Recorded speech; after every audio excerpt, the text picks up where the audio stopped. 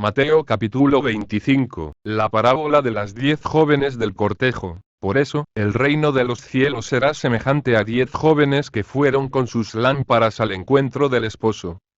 5 de ellas eran necias y 5, prudentes.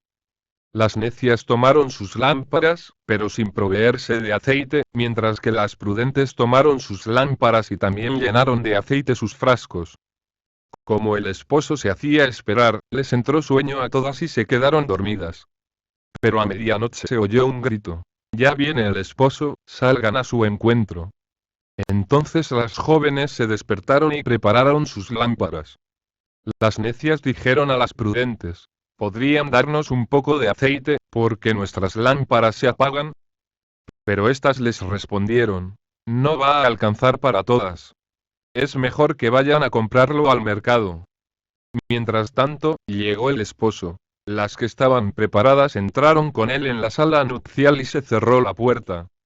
Después llegaron las otras jóvenes y dijeron: Señor, Señor, ábrenos, pero él respondió: les aseguro que no las conozco. Estén prevenidos, porque no saben el día ni la hora. La parábola de los talentos LC. El reino de los cielos es también como un hombre que, al salir de viaje, llamó a sus servidores y les confió sus bienes. A uno le dio 5 talentos, a otro 2, y uno solo a un tercero, a cada uno según su capacidad. Y después partió. Enseguida, el que había recibido 5 talentos, fue a negociar con ellos y ganó otros 5.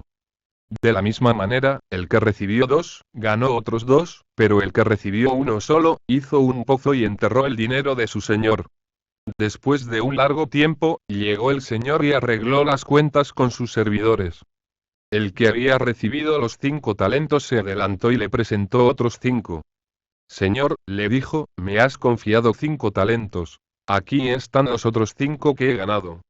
Está bien, servidor bueno y fiel, le dijo su señor, ya que respondiste fielmente en lo poco, te encargaré de mucho más. Entra a participar del gozo de tu señor. Y llegó luego el que había recibido 2 talentos y le dijo: Señor, me has confiado 2 talentos. Aquí están los otros 2 que he ganado. Está bien, servidor bueno y fiel, ya que respondiste fielmente en lo poco, te encargaré de mucho más. Entra a participar del gozo de tu señor.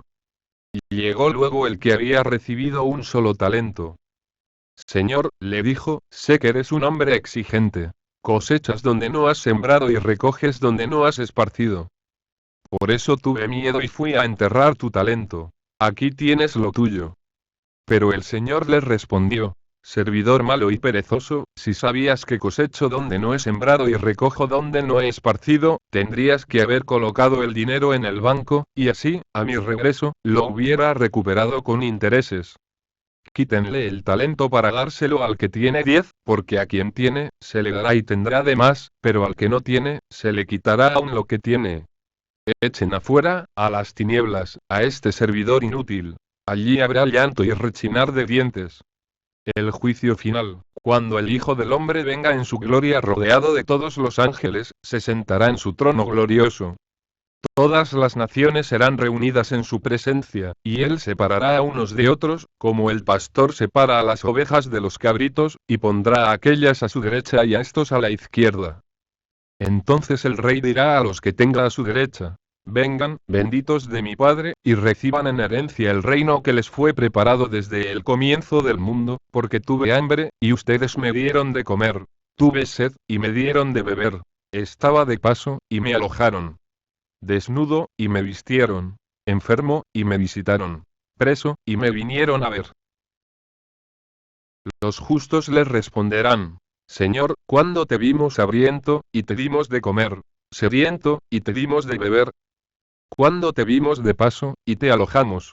Desnudo, y te vestimos. ¿Cuándo te vimos enfermo o preso, y fuimos a verte? Y el rey les responderá: les aseguro que cada vez que lo hicieron con el más pequeño de mis hermanos, lo hicieron conmigo. Luego dirá a los de la izquierda: aléjense de mí, malditos. Vayan al fuego eterno que fue preparado para el demonio y sus ángeles, porque tuve hambre, y ustedes no me dieron de comer; tuve sed, y no me dieron de beber. Estaba de paso, y no me alojaron; desnudo, y no me vistieron; enfermo y preso, y no me visitaron. Estos, a su vez, le preguntarán, Señor, ¿cuándo te vimos hambriento o sediento, de paso o desnudo, enfermo o preso, y no te hemos socorrido?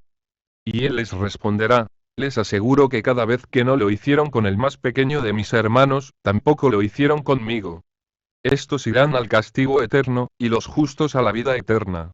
La pasión y la resurrección de Jesús, después de haber relatado todo lo referente a la llegada y a las características del reino de Dios, San Mateo como los otros evangelistas nos presenta el acontecimiento capital de ese reino, la muerte y la resurrección del Señor. El relato de la pasión es particularmente extenso y está precedido del que se refiere a la última cena, donde Jesús anticipa simbólicamente el sacrificio de la cruz.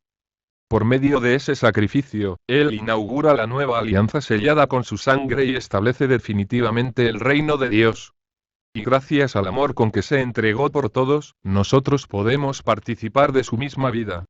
De una manera particular, Mateo ve en Jesús al Hijo del Hombre, del que nos habla el profeta Daniel, al servidor sufriente, descrito por el profeta Isaías y al justo perseguido, del libro de la sabiduría. Asimismo, destaca los hechos que siguieron a la muerte del Salvador, como un preanuncio de su resurrección. Y finalmente, pone bien de relieve la misión universal encomendada por el Señor a sus apóstoles y su promesa de permanecer entre nosotros hasta el fin del mundo.